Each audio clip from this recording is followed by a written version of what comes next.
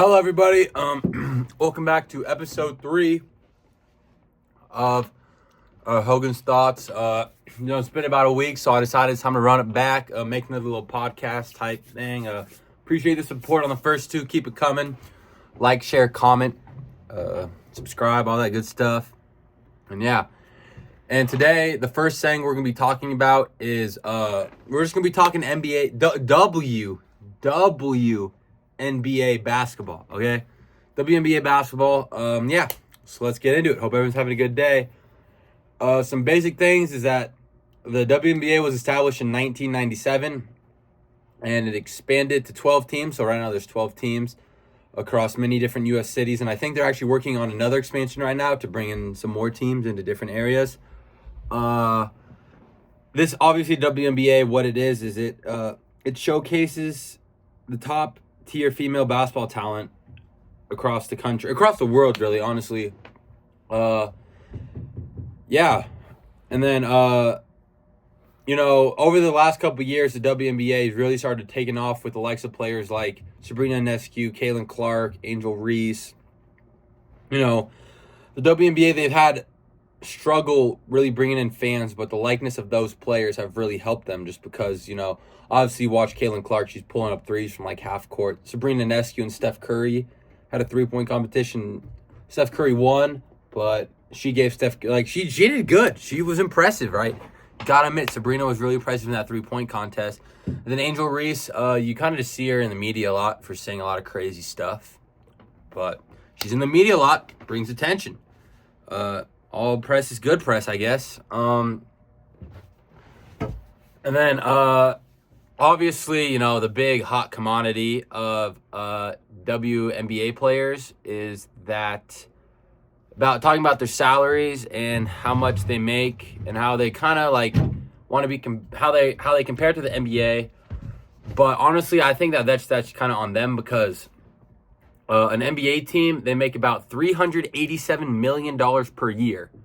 And a WNBA team makes $13.2 million per year. And the average NBA salary is about $12 million. So if a WNBA player wants to get paid the same as an NBA player, it would literally cost the whole entire WNBA team's revenue pumped into their salary, which obviously you can't have that because then you won't be able to pay other players. You won't be able to pay your coaches. You won't be able to make money. So, that is what it is. And then, obviously, it sucks because it's obviously hard getting compared to, the NBA. And the NBA is basketball is probably the second most popular sport, in the world behind soccer. I don't know that. Don't quote me on that. But I know a lot of people in the world like basketball. And especially the NBA, it's such a global brand. You see players, even going on since, Michael Jordan was in here. Michael Jordan was a global sensation. Kobe was a global sensation. Shaq, LeBron, Curry, KD, all those guys are global. They're there everywhere. So that is, that's, I bet you, that's definitely hard. And that probably goes into some of the reason why, they are kind of wanting money and they're kind of, not demanding, but they're questioning why they don't make as much. It's because the league doesn't make as much. But then Kelsey Plum, she put out an interview on a podcast. I think Kelsey Plum, one of the more notable WNBA players, she went out on a podcast and she said that they want to make the same amount of revenue. Oh, they want to get paid the same amount of revenue. I don't really know how to explain. Like a percentage of the revenue. They want their pay to be the same percentage that the NBA players get. And NBA players, they make about 50% of the league's revenue. Compared to the WNBA players, they only make around 10%. So obviously, right, they make way less than the NBA players do. But at the same time, it's easier. You're right. If you look at that, you're going to be like, oh my gosh, they get paid so much less, right? But like I said, the NBA as a whole probably brings in $1 billion. Compared to the WNBA, the average team brings in 13.2 and there's 12 teams. That's $145 million. And then the NBA brings in billions. So it's way easier for them to pay their players a larger amount of that percentage because there is so much money. So when it comes to the debate of if WNBA players are overpaid or not. I think honestly, I think they're pretty like correctly paid, but if I had to pick a side, I'd say they're slightly underpaid just because they only get 10% of the revenue. But also, again, at the same time, like it's harder to pay them more percentage because they make less revenue, all that stuff. But then also you look around like Sabrina Ionescu, one of the better players for the New York Liberty, played at the University of Oregon. She came out with a signature shoe with Nike, and that's, boys or girls, like, both genders, like they wear that shoe. Like it's not a girl's shoe, it's not a boy's shoe. Like people wear the Sabrinas, and I'm sure that she's probably made a lot of money off that. Like she honestly is one of the most popular shoes out right now. Like I see more people in today's day and age rocking Sabrinas than I do like Paul George's or like LeBron's. Like, and those are two of the NBA's most popular players. It's just because like Sabrina, like number one, they're really cool shoes. That obviously helps a lot. If they're good looking shoes, the kids are gonna want to wear it. And then the number two reason behind it is just because there's a lot more attention now. Like she herself has brought in a lot more attention into the WNBA. Sabrina Ionescu kind of walked so Caitlin Clark could run. Like when she was at Oregon, like she was the one who kind of started bringing this hype. Like I was like, whoa, like this Sabrina girl at Oregon, like she can hoop. And then she went to the Liberty, started killing it. And then there was already this kind of little buzz going around women's college basketball. And then Caitlin Clark came in and she did what she did, which she was unbelievable. I mean, she was phenomenal, right? And then that sparked in that whole whirlwind of people. So I know they're only getting paid around 10% right now, like I said, but I wouldn't be surprised if over the years they just get paid more and more percentage of it because the WNBA is going to be making more and more money. So then they'll be able to distribute out more of that profit. And then, my mom was a women's college basketball player too, so she knows she's really like into all this, and I have to hear a lot about it from her. But hopefully, also I know like where a lot of people have problems with the WNBA too is like if you look at like I know years ago, like we're talking prime DeMarcus Cousins, like best center in the NBA, and like Brittany Griner like came in and was like, oh, I beat him in one-on-one, like he's a little man, and everyone was just like stuff like that. Like a girl went on a podcast and said that she'd beat Anthony Edwards 11-10 in a one-on-one. Like stuff like that is what turns people away from the WNBA because this is not sexism, it's science. Men are usually more physically dominant than women, and especially when you talk about the best center in the NBA at the time, DeMarcus Cousins, or Anthony Edwards, one of the best players in the NBA today, and you say, oh, I'm going to beat him, like everyone's kind of like, come on. And then even like when that Brittany Griner interview, they interviewed, he's the head coach of UConn's, I think it's like Geno Atkins, something like that. He's the head coach of UConn's women's basketball team. They interviewed him after, and he said that he would empty out his bank account and sell his house, and he would put all the money into Marcus Cousins. And that is the women's team, the women's national basketball team's coach. Like he's pushed for like them to make more money, all this stuff. But even he knows, like he said, he would bet everything he has on DeMarcus Cousins. So then like when the players come out and they say all this stuff and like the average Joe knows it's not true, that turns people away from the game. And I think another thing also what turns people away from the game is like you saw a lot of times like Caitlin Clark this year, like she has brought so much revenue, so much attention. Caitlin Clark has single-handedly raised the salaries of so many WNBA players.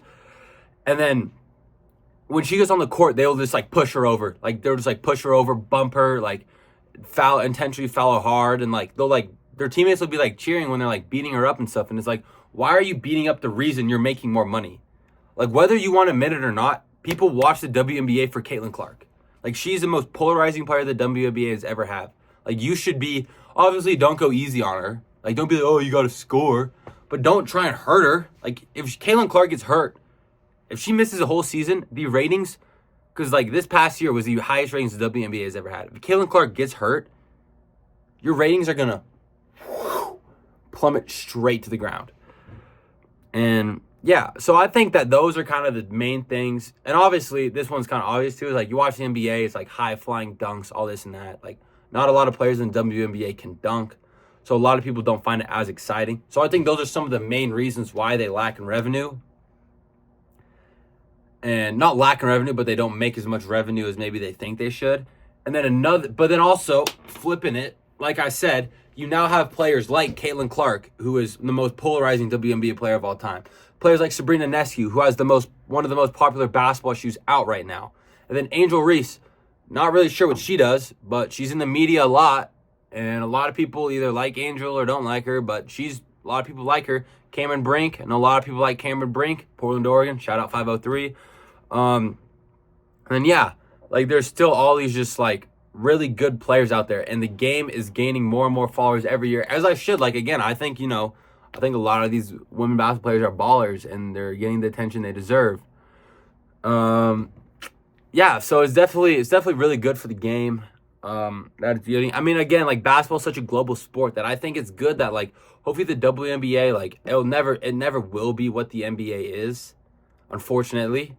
But hopefully, like, it can, like, really reach overseas markets and stuff, and then kind of, like, have them kind of start, like, inspiring maybe youth girls basketball players overseas in Europe and in China, and, kind of just growing the brand a little bit. Right? Like, I even kind of started following WNBA a little bit myself. And here are 5 of my favorite players. If you're, Cameron Brink is probably my favorite player. Yeah, I mean, she's from Portland, Oregon. She's really pretty. She's really good. So yeah, Cameron Brink's probably my favorite. Big Sabrina Nescu fan again from Oregon. I watched her a long time. It was really cool just to, kind of see what she did and all that stuff. Another player I like a lot is Lexi Hull. She plays for the Indiana Fever with Caitlin Clark. Yeah, she's pretty cool. Another player I'm a really big fan of, she's probably my number 4 in my ranking, is J.C. Sheldon. She plays for the Connecticut Sun. She's from Ohio State. Yeah, really big fan of her. She's not really a WNBA player, though, but I am a really big fan of, she plays at TCU. Her name is, why am I spacing out on her name? Maddie Scher. Big fan of Maddie Scher. And then I actually do have 5 least favorite players, too. We'll go at number 1. My number 1 least favorite player in the NBA is Brittany Griner. I didn't even mention this too. Also, there's that whole entire deal with her in Russia where she got caught with weed in Russia, and then we had to trade her. We had to trade an arms dealer for her, which I think is horrible. And she just, in the media again for saying a lot of nonsense. Thinks she's way better than she is. Another WNBA player I don't really like is Angel Reese. Again, I feel like that. There's that clip of her being like, oh, you don't watch the NBA for Caitlin Clark. You watch for me, too. It's like, no, people watch the NBA for Caitlin Clark. Like, please, get out of here. My next least favorite player is Julie Van Loo. She hurt Cameron Brink.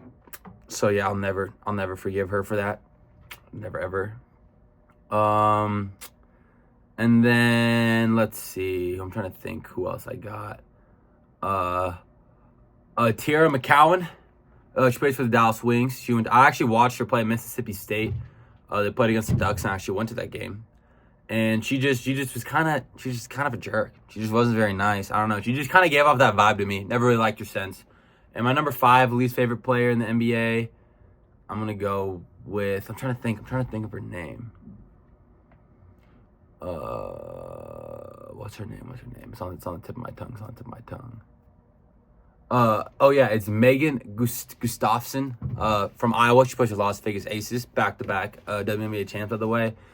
And yeah, she just, I don't know. I just don't like her game. She kind of plays basketball like that old uncle in the cookout who like thinks he still got it.